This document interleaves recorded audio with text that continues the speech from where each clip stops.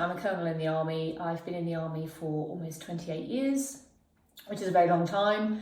I'm a technical officer in the army, so my background is I'm an electronic systems engineer that sort of graduated from university with my bachelor's degree many years ago, and since then have been forging a career in the army, doing all sorts of leadership roles, from very small teams of about 30 soldiers all the way up to a garrison of about 1,200 a couple of years ago.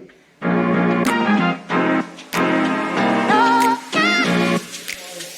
patient with yourself. So be patient with yourself, and that's my message to you as well, Sam. But I think we're always in a rush. We're always in a rush. We are, and I'm the worst for it.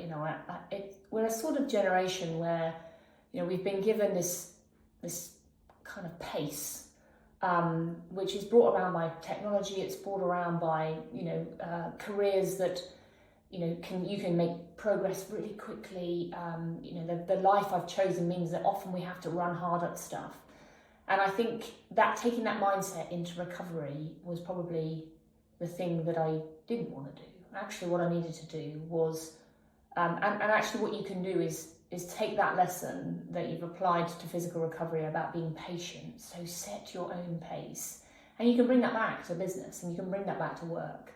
Because I think one of the things is what we forget, especially as leaders, is that when we generate pace in our work, we're generating pace for all the people who work with us, and that might not be comfortable for their pace. And you have to really be careful about that. So being patient and setting your own pace is really, really important. And I think there has to be realism in all of that, because goal setting, as often we dream about achievements or we predict successes. Actually, what we aren't always great at is layering that with realism and being prepared for things not to go the way we want them to go. And I think what I would take from all of that is what I look back at that period of physical recovery, and I would probably argue that the mental part of that recovery was more important than the physical one.